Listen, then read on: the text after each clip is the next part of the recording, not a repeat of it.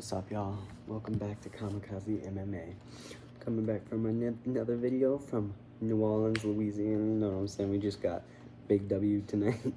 Don't mind the hat, y'all. My brother's babies are sleeping with my parents, so, and I think my hat's in that room, sleeping on the couch. You know how it is, but man, you know, it's part of my brand, but we can make a video without it. We can make it through there. You know what I'm saying? Let's start off the card. I'm also gonna have to be a little quiet. Sorry about that, y'all, but you know how it is. Still on the grind, even though we in New Orleans, baby. No, I'm just kidding. No one here calls it that. And if you do, wait, what's she doing? What's she doing? I know the angle's getting weird. Actually, this might be better. Yeah, that's better. Let me set that up. There's a little desk over here. I don't know why I didn't come here first. Starting off with the first fight of the card. Okay, these first four fights, I got perfect first four.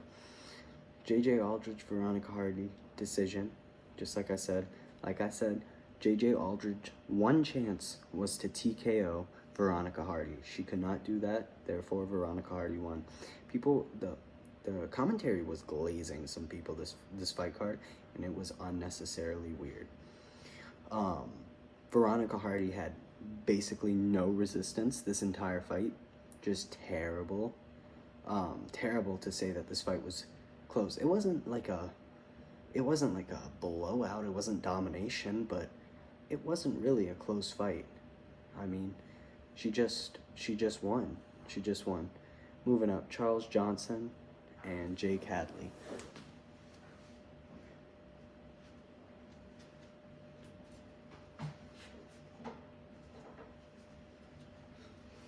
Sorry, y'all know I had to bring the puppy too, so just trying to chew on my sister-in-law's shoes. We ain't having that. Nah.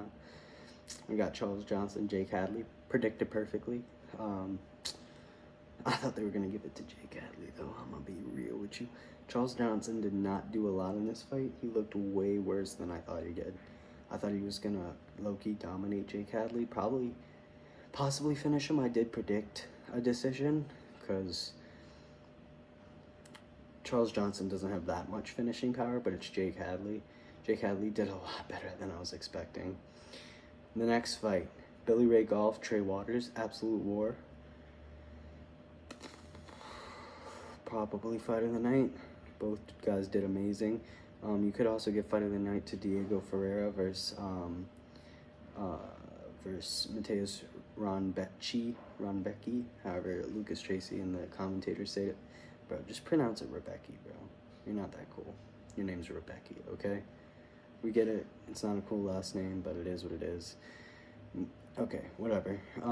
So that was a pretty amazing fight. Ray Goff didn't look terrible, but I mean, Trey Waters is just more proven, so this was a pretty good pick. But he did better than I thought he would. I thought Trey Waters was just going to be able to jab him for 3 rounds, but they swung, and Trey still got the decision win. I don't know how, but it is what it is. Tisha Pennington, Tabitha Ritchie. This is another fight where the commentators were just absolutely glazing Tisha for no reason. They were like, oh, this is such... Even in a split decision, this fight was a crazy fight to give a split decision to, in my opinion. I thought Tabitha Ritchie easily won this fight. Easily. But it is what it is. I think the Charles Johnson Jake Hadley fight was also a split decision, which I thought was proper. I thought that fight was so close that you could give it. I'm not gonna say that I thought Jake Hadley won, because I don't think really either of them deserved a win bonus for that fight. But you know, someone's got to win, and the person they chose was Charles Johnson, which I'm happy about. You know, it is what it is. Sorry about that, y'all. I usually put her up when I'm home, but not home, so it is what it is. Bear with me. Terrence McKinney, Esteban Ribovic, sad KO. Terrible. I hope he retires for his own sake and his own health. He's had a great career. He's proven that he's dangerous. He's one of the most dangerous lightweights in the division. It's just, unfortunately not made for him, and that's okay. It's just it's just like that for some people. I mean, he's really explosive. He's pretty talented. He's got good wrestling. He shot a couple of takedowns, and the second that Ribovich landed that first knee, I was like, yeah, he's going out. He's going out. The second he landed that first knee. And then he kind of picked up after that, but that head kick was clean. That head kick was clean. Esteban Ribovich is probably going to be a great contender, and I'm probably picking him in his next fight no matter who he fights. Unless that man is Chase Hooper. What? Also, Borshev didn't tap, but he quit. Borshev quit. He didn't tap, but he did quit.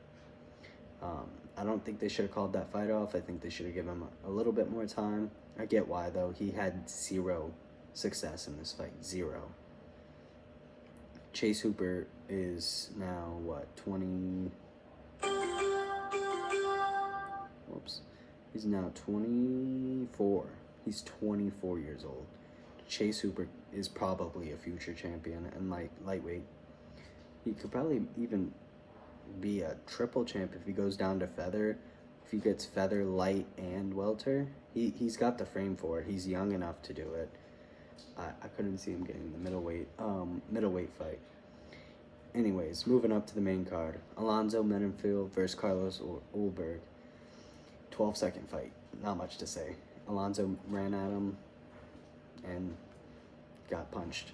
I mean, that was the story of the fight. He ran at him and got punched. Not much to say here. Carlos is good, but 0 testing, 0 to say. I don't think that this fight is gonna show how Carlos is gonna perform in the top 10. I don't. Alonzo Menefield's not in the top 10. He's never gonna be in the top 10. So I don't know where we're even trying to act like this fight means anything, because it doesn't. Carlos versus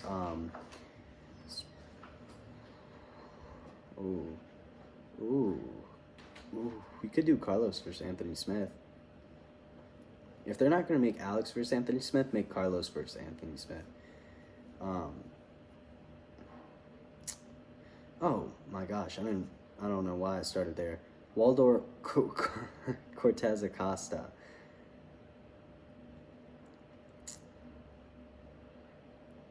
Rubelis de Spain is never winning a championship.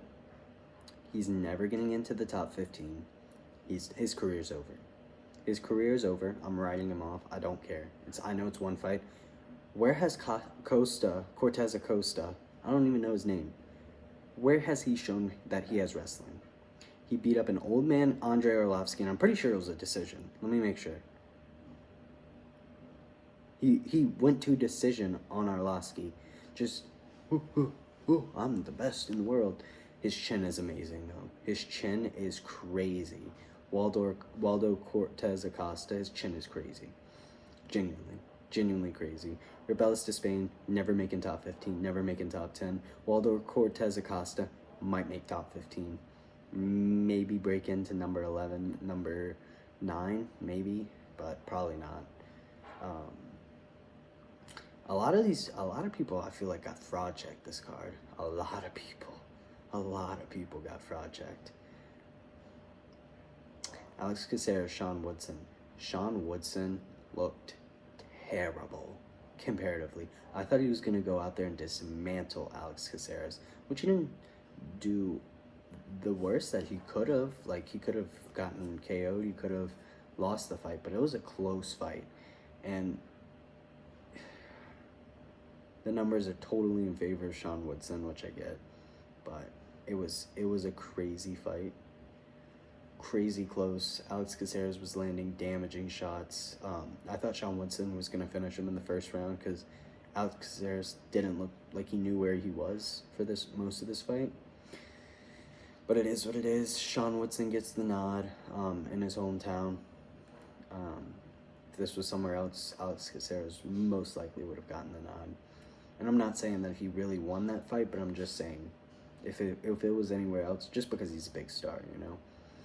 Diego Ferreira versus Mateusz Ronbetsky. bro, this was sad. This was so sad. I was so sad in this fight. This is one of the most saddening projects.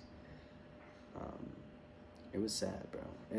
The Rebellis to Spain fight was sad too, but this was way more sad because Mateus, I'm just gonna say him, Mateus. I'm tired of calling him Ron Becci or Rebecki. I'm gonna call him Rebecki. I'm tired of the Ron Becci shit. I don't like it. Rebecki beat Diego Ferreira up. He beat that boy up. And then he gassed himself out by throwing 100% into every shot he took. If he put 90% into every shot he took, he would have won this fight. Put 100% in every shot he took, fainted with 100% of his energy, tired himself out from feigning, honestly. It was a crazy fight. Diego Ferreira's wrestling was really good. I said that there was, like I said, there was no chance there's no way Diego Ferreira has a chance of winning this fight. And I was like, never put your money on Diego Ferreira for this fight.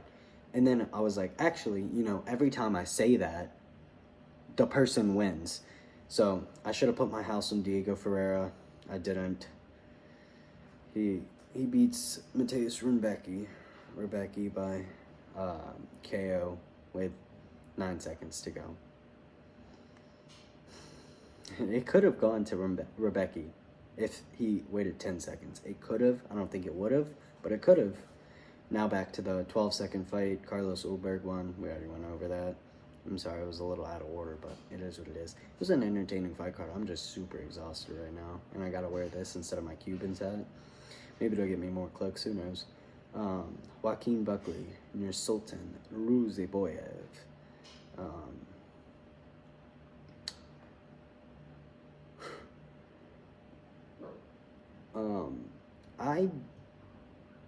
I don't exactly know if Joaquin won the second round.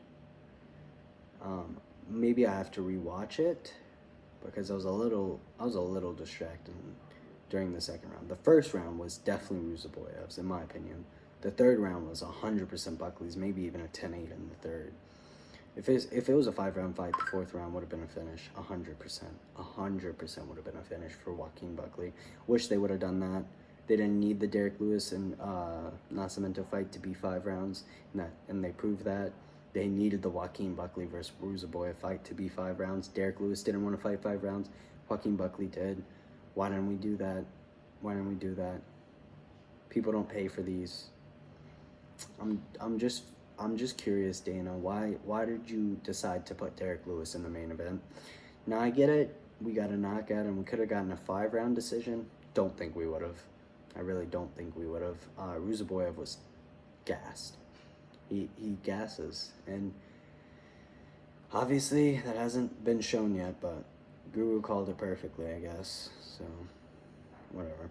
Moving up the main card, Derek Lewis, Rodrigo Nascimento. When Derek Lewis tripped Rodrigo in that first 30-second exchange, I was like, oh, he won the fight. That's cool. Where did he get judo trips from against a Brazilian? Where did he get that from? Who knows? Who knows? Derek Lewis looked amazing. Really might be a new win for him. When the walkouts were happening, I was like, Derek Lewis looks nervous as hell. I was thinking he was just going to walk in there and quit immediately. Nope. He trips Rodrigo Nascimento. Rodrigo trips him back, gets on top position, elbows him for rounds. And then Derek Lewis gets top position and destroys nothing. Yeah, I forgot he landed 1 punch that whole time. But yeah, he just couldn't do anything on the feet. Rodrigo rocked him maybe once, maybe twice, and it's Derek Lewis, so I was a little worried, but Nascimento's not good, like I was saying before.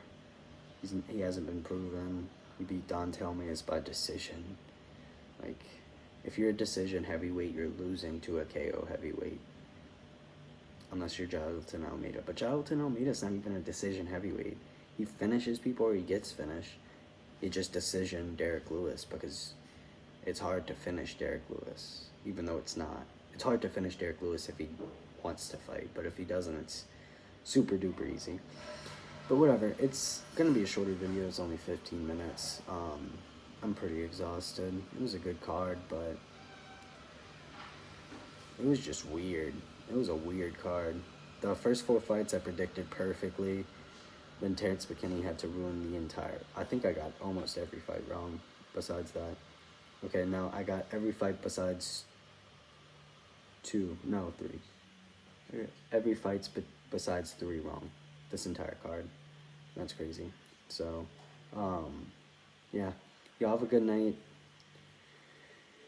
It was a good card. Biggest takeaway is Chase Hooper's great. I don't have my computer, so I think I'm just going to make the thumbnail this.